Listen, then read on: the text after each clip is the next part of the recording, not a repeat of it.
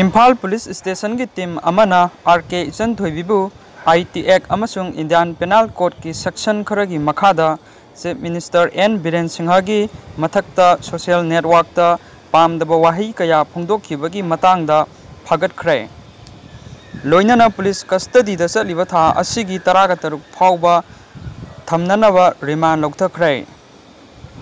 पाउसिगी मतुंग इन्ना Imphal police station की खुदपू अमना सु मोटो केस अमा लौखटपगा लोइनना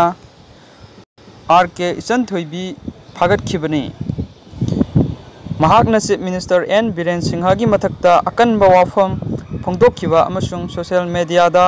वायरल ओइरखिबा अदु येंगलगा फागटखिबनी